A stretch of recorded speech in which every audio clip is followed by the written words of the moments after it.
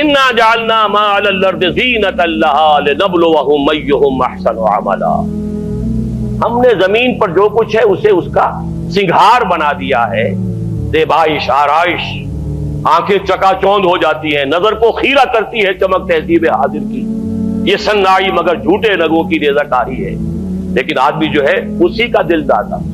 لنبلوہم ایہم احسن عملا، دیکھنا چاہتے ہیں اسی عروس ہزار داماد کے زلف کے گراگیر بن کر رہ جاتے ہو یا ہم سے محبت کرتے ہو۔ رخ روشن کے آگے شمع رکھ کر وہ یہ کہتے ہیں ادھر جاتا ہے دیکھیں یا ادھر پروانہ آتا ہے، یہی امتحان ہے، ہمیں چاہتے ہو یا دنیا کو چاہتے ہو۔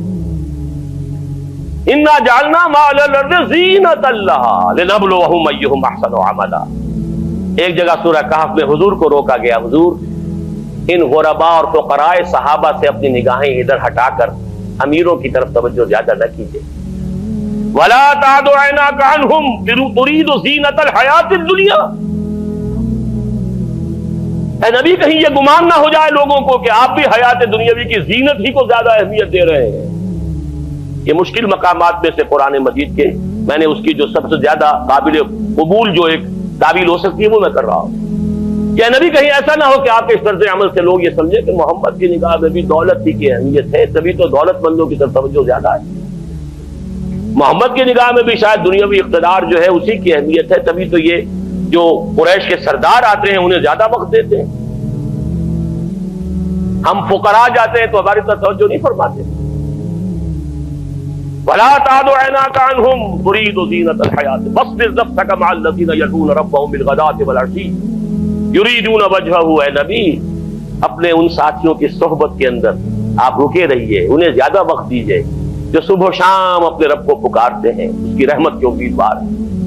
وَلَا تَعْدُ عَيْنَاكَ عَنْهُمْ، ان سے نگاہیں ہٹا کر ان دولت مندوں اور سرداروں کی طرف متوجہ نہ ہو۔ تُرِيدُ زِينَةَ الْحَيَاةِ الدُّنْيَا۔ تیسرے مرحلے پر آتا ہے المال والبنون زینۃ الحیات الدنیا والباقیات الصالحات خیر عند ربک ثوابا وخیر عقبا۔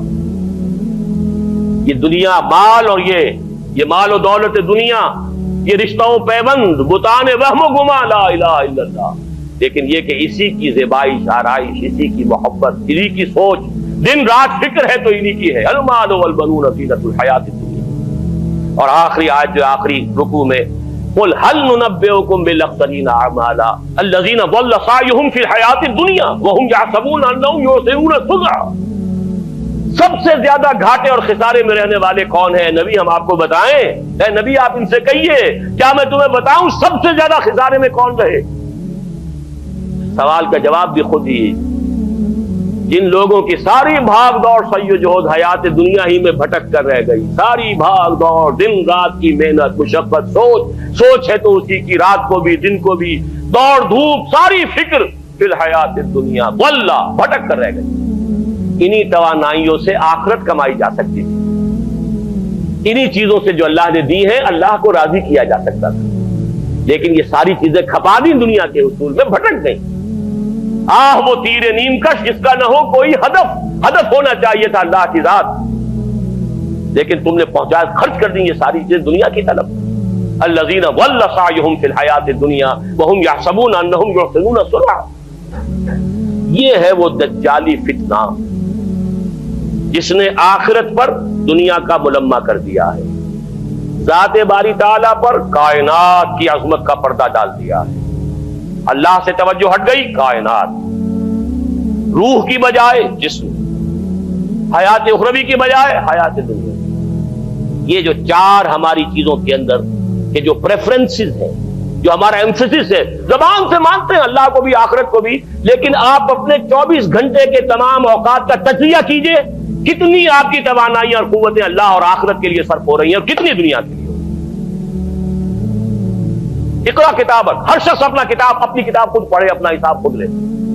اقرا کتابک کفا بنفسک الیوم علیک حسیبا، ہر شخص اپنا حساب خود کر سکتا ہے۔ 24 گھنٹے شمار کیجئے اس کا کتنا وقت۔ ہاں ٹھیک ہے، بھلے نفس کا علیک حق پر، نفس کا بھی حق ہے، سونے کے لیے بھی وقت ہونا چاہیے، آپ کی اولاد کا لیے یہ حق ہے، لیکن پھر دیکھیے باقی جو کچھ آپ کے پاس ہے توانائی جو آپ نے لگائی ہے کچھ چیز حاصل کرنے میں، اس کا کتنا حصہ ہے جو اللہ اور آخرت کے لیے صرف ہو رہا ہے، اور کتنا حصہ ہے جو صرف اس دنیا کی amenities, facilities, luxuries, decoration pieces, کتنے کتنے پیسے سے وہ چیزیں خرید کر لا کر آپ اپنے ڈرائنگ روم سے جا رہے ہیں. کہاں خرچ کر رہے ہیں؟